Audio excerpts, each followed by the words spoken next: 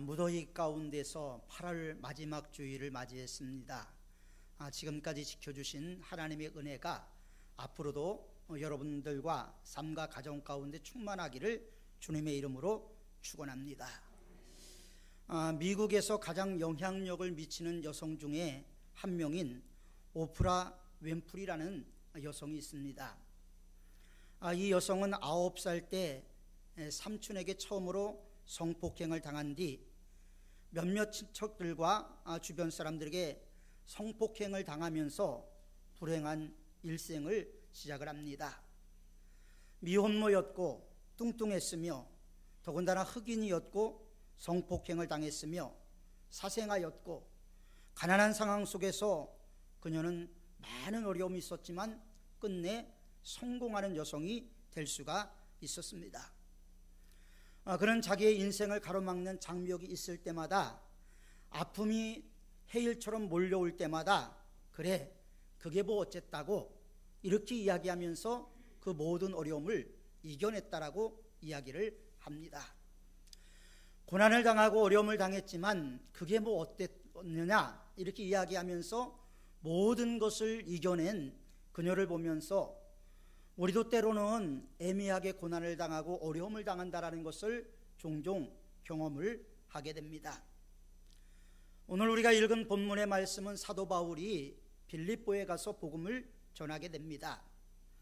이제 복음이 유럽으로 넘어갔는데 유럽의 첫 성이 빌립보였습니다. 그래서 바울은 빌립보에서 복음을 전했는데 아주 복음의 문이 순순히 열리는 것 같았습니다.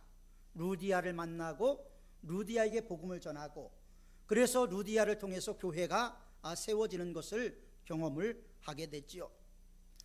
그래서 모든 것이 쉽게 이루어지는 것 같았는데 한 귀신 들린 여자가 늘 사도 바울을 쫓아다니면서 이들은 하나님의 말씀을 너희들에게 전하기 위해서 온 사람이다 이렇게 계속 떠들자 바울이 그 여성에게 있었던 귀신을 쫓아내게 됩니다. 귀신 들렸던 사람이 귀신이 쫓아나고 정상인이 되었다면 참 감사할 일이죠. 그런데 감사하지 못했습니다. 왜 감사하지 못했는가 하면요, 이 여성을 통해서 경제적인 이익을 추구하면서 점을 봤던 사람들이 이제 이익이 끊어진 거예요.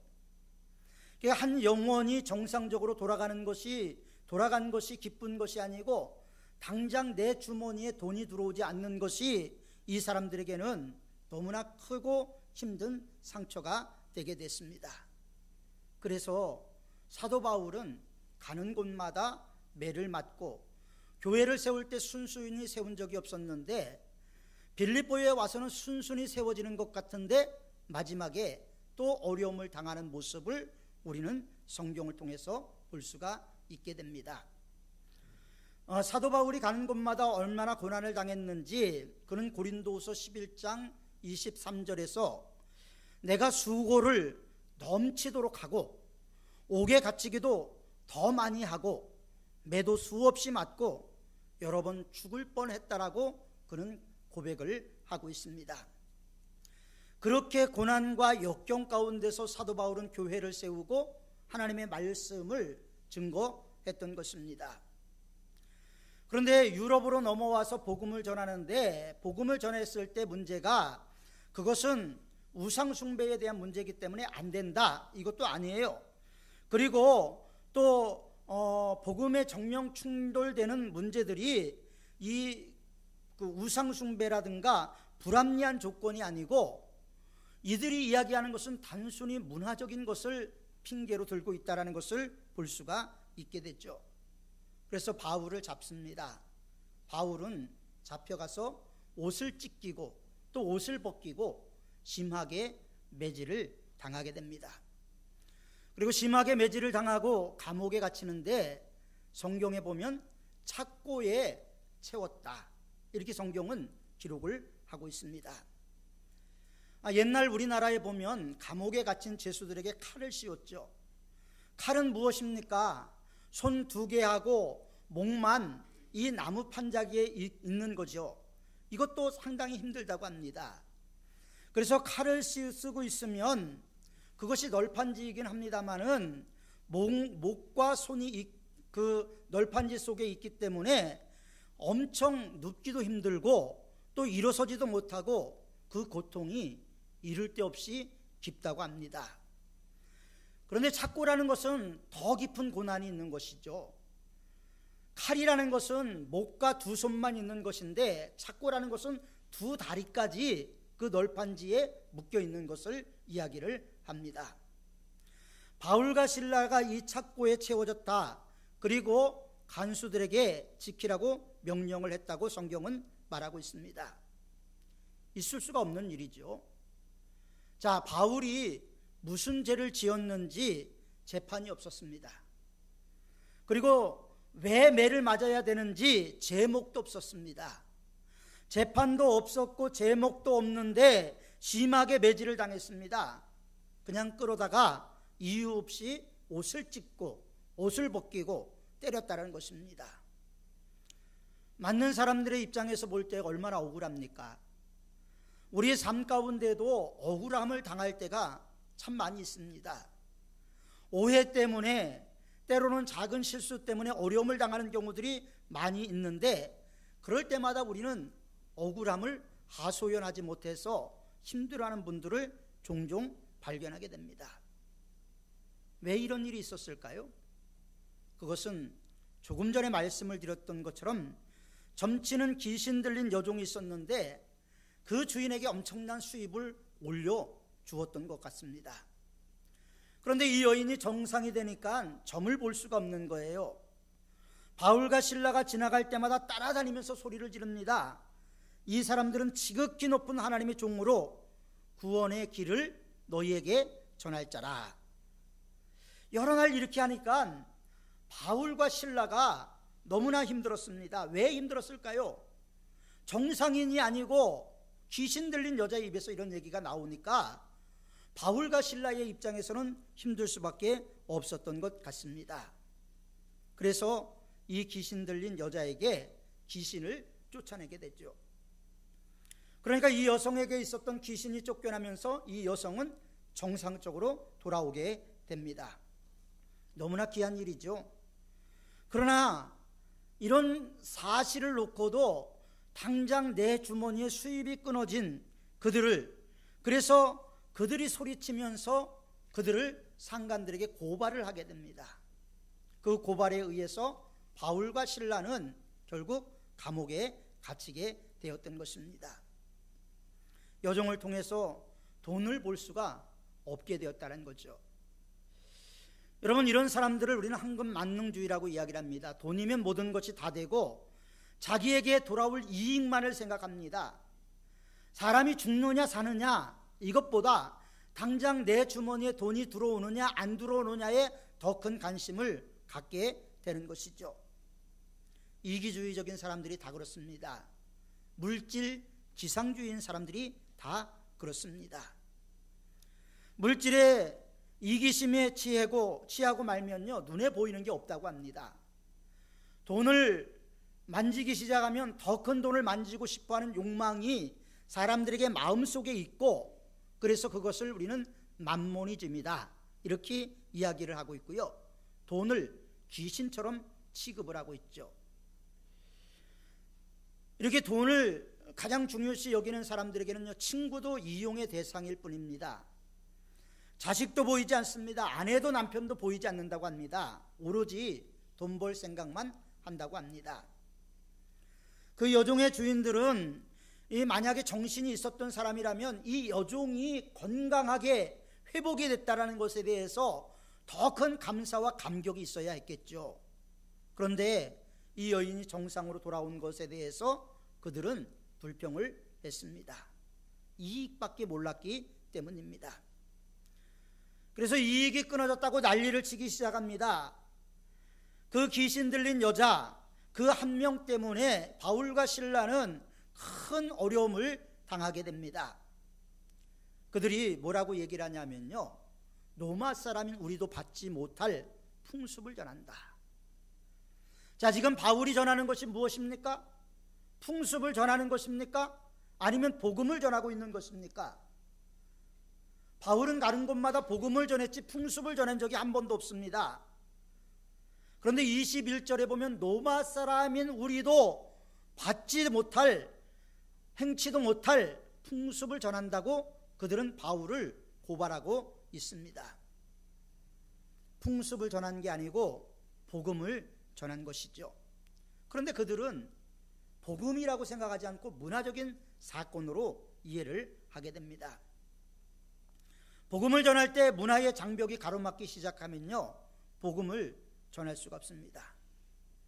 우리는 모든 세계의 공교회의 사람들을 그리스도 안에서 하나라고 이야기를 합니다. 그런데 우리가 어떻게 하나가 될 수가 있을까요? 우리가 예배를 드려도 언어도 들리고 문화도 달리고 환경도 들린데 우리가 어떻게 모든 사람이 함께 예배를 드릴 수 있을 것인가 하는 것을 우리는 생각해 볼 필요가 분명히 있다는 것입니다. 그런데 제가 해보니까 되더라고요.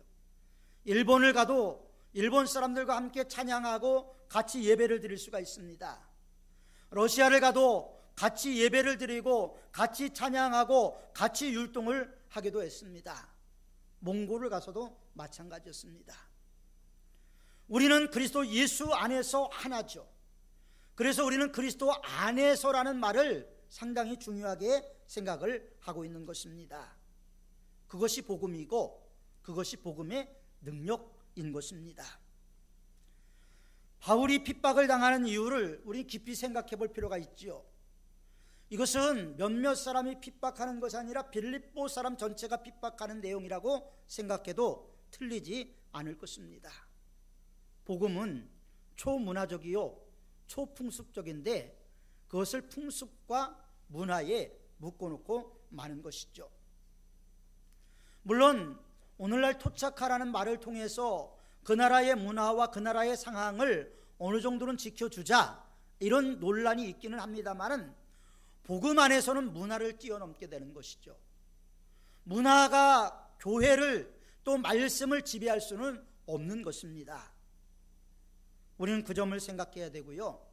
바울이 지금 애매하게 고난을 당하고 있다는 사실에 우리는 초점을 맞출 필요가 있습니다. 그런데요, 매를 맞고 있는 바울과 실라를 보십시오. 왜 때리는 겁니까? 항의할 수 있잖아요. 내 죄가 뭡니까? 항의할 수 있습니다. 그런데 변명 한마디 안 하고 그 매를 받고 있다는 거예요. 왜 바울은 한 번도 항의를 하지 않고 한 번도 이유를 묻지 않고 그냥 온유하게 매를 맞았을까요? 겸손하게 맞았을까요? 베드로전서 2장 19절에 보면 애매히 고난을 받아도 하나님을 생각함으로 슬픔을 참으면 이는 아름다운 것이라고 이야기를 했어요. 은혜가 된다라는 것입니다. 여러분, 매를 맞을 때, 고난을 당할 때 그리스도인들은 하나님께 기도하고 하나님을 바라봐야 하는 것입니다. 그런데 우리의 삶이 그렇지 않습니다.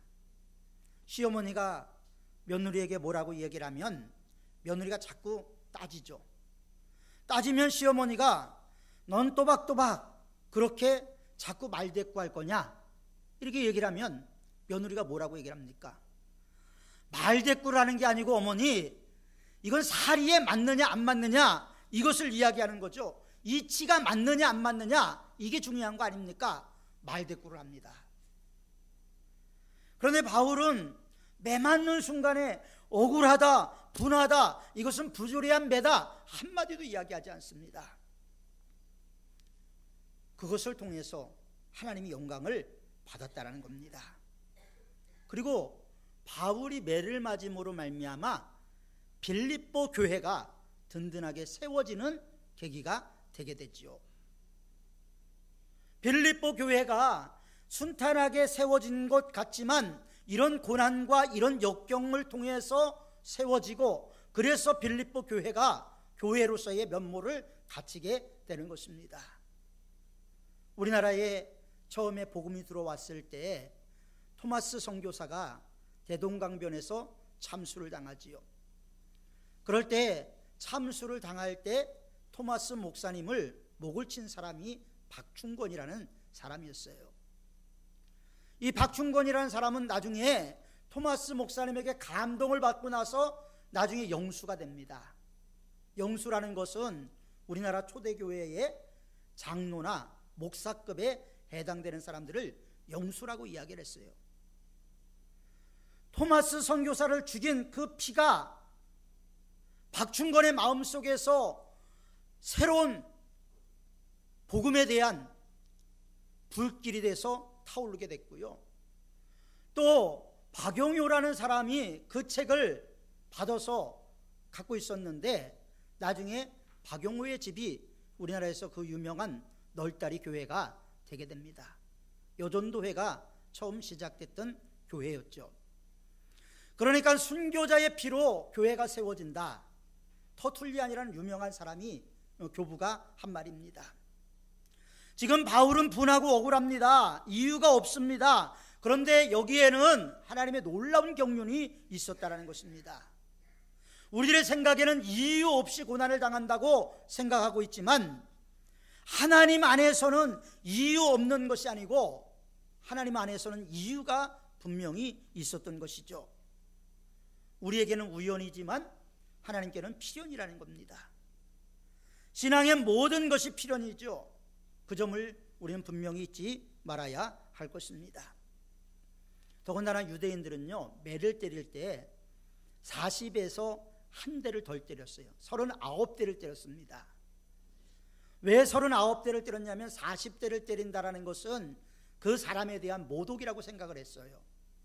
그래서 율법에 보면 40에 감한 매 이런 말이 나오는데 40에 감한 매라는 것은 40대에서 한 대를 뺀 39대의 태장을 이야기하는 거예요. 그런데 유대인들에게는 그런 법이력도 있었는데 이방인들에게는 그런 법도 없어요. 그러니까 바울이 얼마를 맞았는지 알 수가 없는 거예요.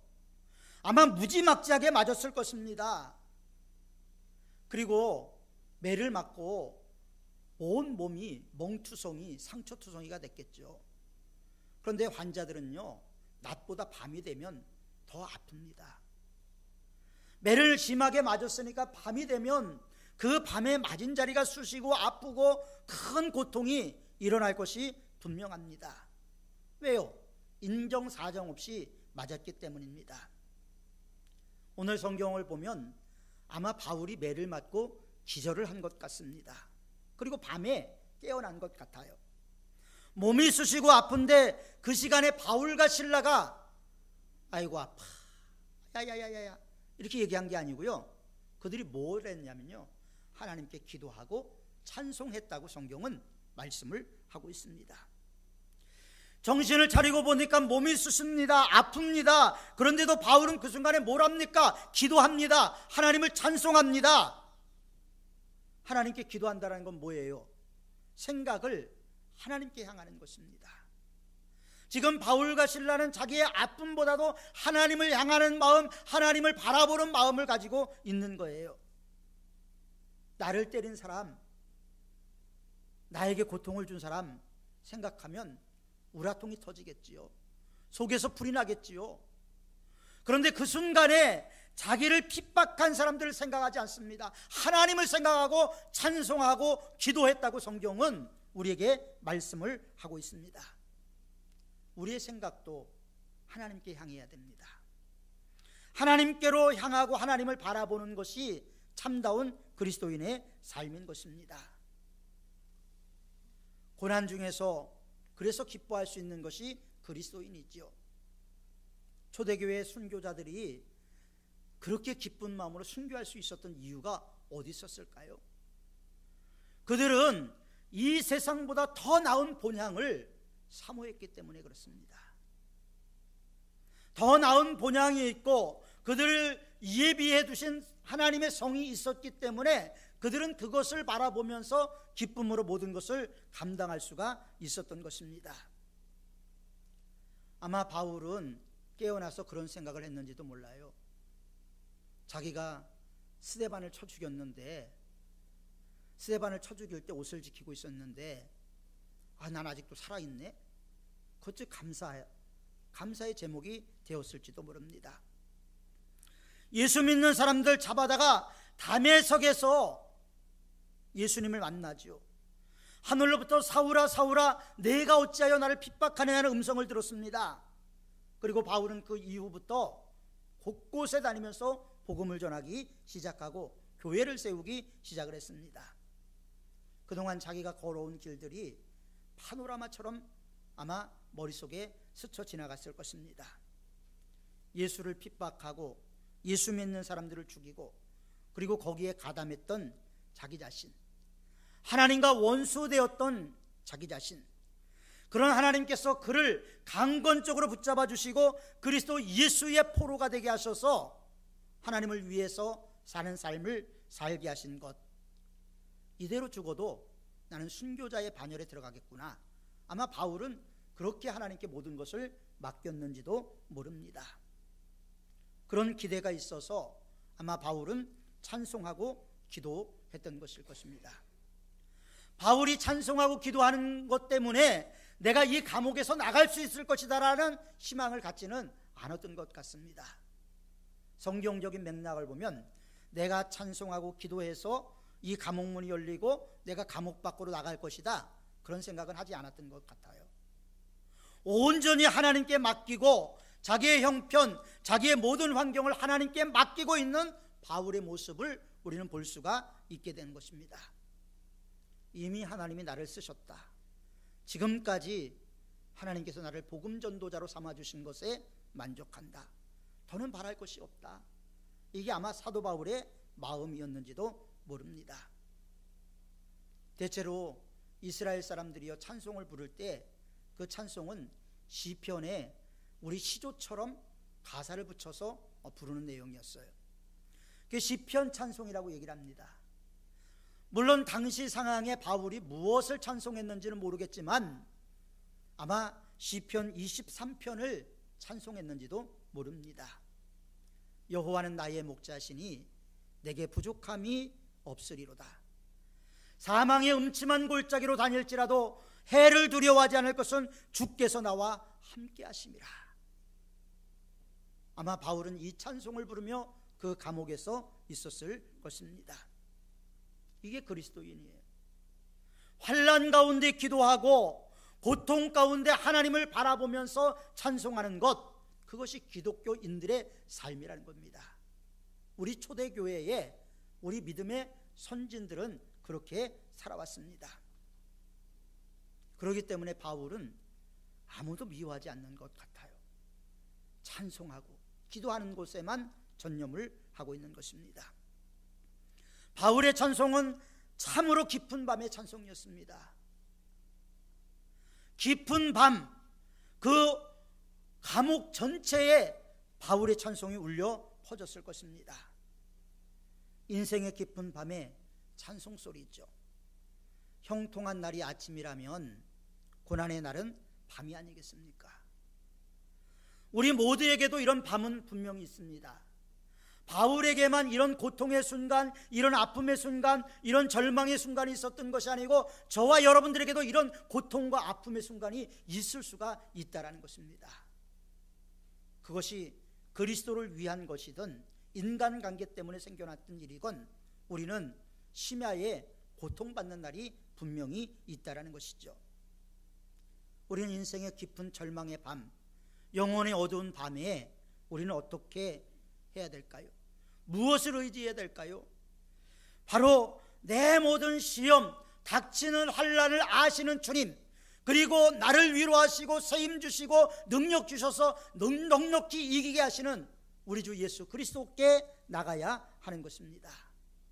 예수님만을 바라봐야 되는 것이죠. 예수님을 바라볼 때 바울은 어떻게 됐습니까? 옥토가 흔들렸습니다.